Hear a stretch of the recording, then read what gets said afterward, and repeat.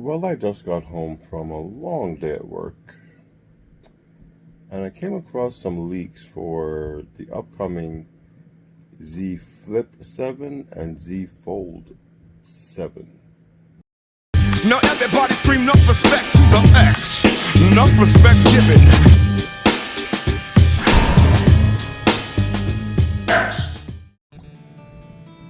Now, the leaks normally don't bother me. I don't make quick vids about them, especially when the official unveiling of these devices is, as of the recording of this, tomorrow.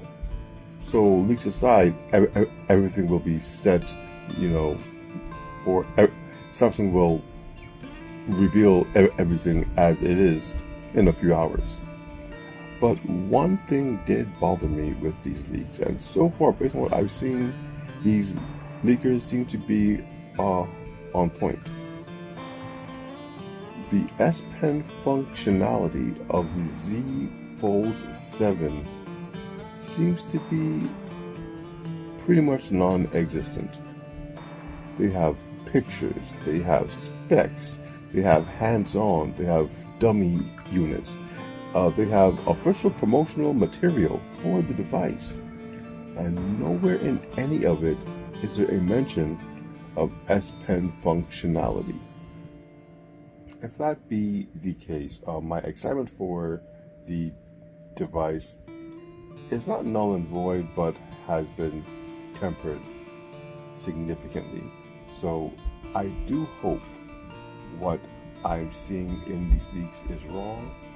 I hope that Samsung wows us with new S Pen functionality on their top tier device with the massive inner screen, the screen for you to take notes on. Because to deliver a device like that without the ability and the functionality of an S Pen just seems foolhardy. So it's Galaxy Unpacked. I'm currently watching as I'm recording this. Excuse me.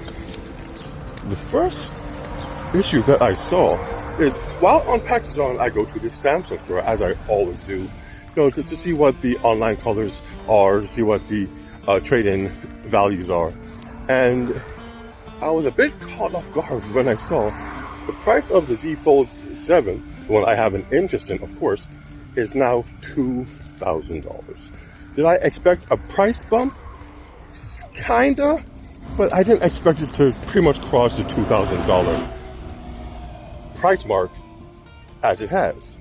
I think last year the phone was $1,800, around that, somewhere around there, if memory serves. But now they're asking for $2,000 for what arguably is a better folding experience from what I've seen, but I don't know if it's worth what they are asking for. At least I guess I have to use it first to really try and understand what it is that they are pushing that is worth this price hike.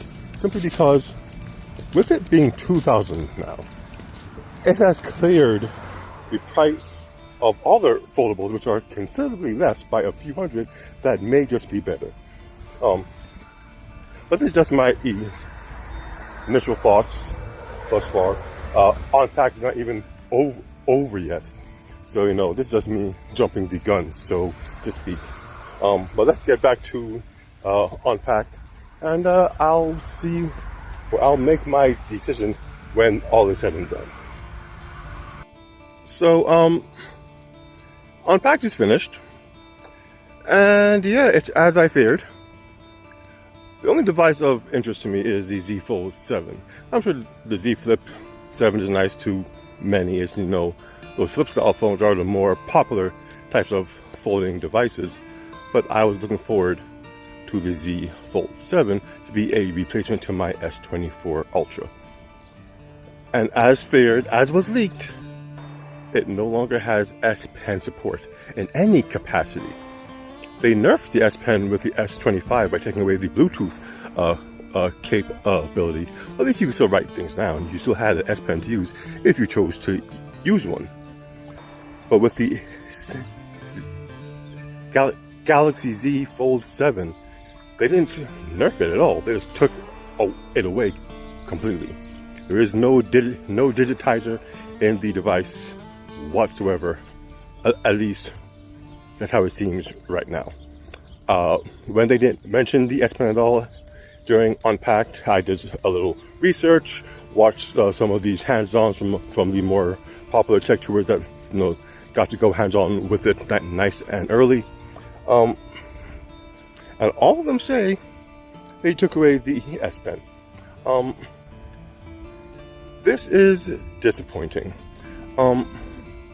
It's one thing to not have a silo to fit the S Pen in and all of the other Fold devices. At least you had access to the pen. With such a large screen, it was great to take notes.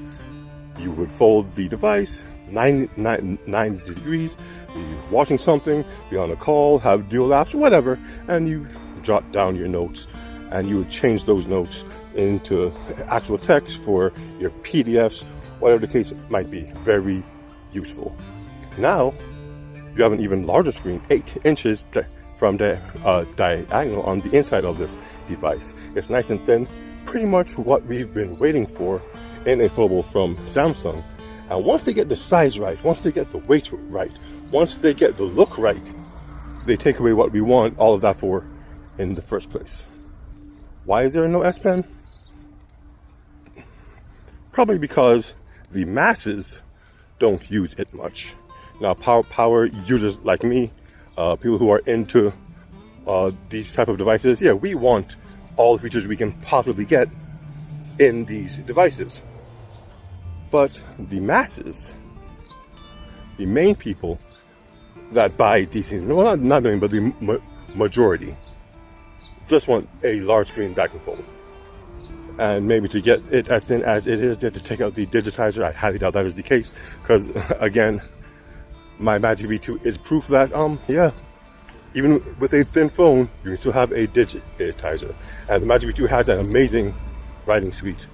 They can compromise on anything. So yeah, that pretty much kills it for me and Samsung for this particular season, the 2025 year of their devices. S25, because of the incremental update that it was and the lack of full S Pen support, that was a no. I was looking forward to the Fold 7, hoping they'd finally incorporate the S Pen into the body. They did a complete reverse, and not only did they not incorporate the S Pen, they just took it away completely. So for me, again, that's a no. The flips are actually pretty good. Between the Flip 7 and the Flip FE, you know what? I'm not mad at those. Those are exactly what you expect them to be.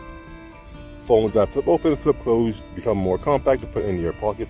When you open it, you have a pretty good device, pretty much an S25 or S24 that flips or closes. No issues with those. I just don't want to flip. So, aside from the S25 Edge, which very good phone, it did exactly what I wanted it to. Not necessarily what I needed it to, but it's not that type of device. Yeah, aside from the S25 Edge, I am pretty much disappointed with Samsung's flagships for this year. So we'll try again next year. As far as folds go, I have my Magic V2. I think I'm going to look into the V3. I know the V5 was recently announced, and the Oppo Find N5. I think that one came in purple. So that is definitely something I want to look into. I was looking at it before, but I just wanted to wait to see what Samsung came up with. And what they came up with was, yeah, I don't want to say anything overly negative. I'm sure it's a very good phone, but just not for me. So with that said, my name is NG, the Neon X, and yeah, wholly disappointed in this Fold Unpacked 2025. This is what I'm into.